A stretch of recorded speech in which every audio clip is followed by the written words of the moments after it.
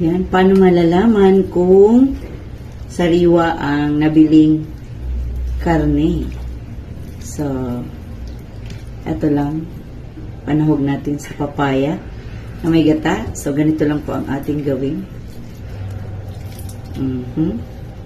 Isilin lang ng maigi ang nabiling karne.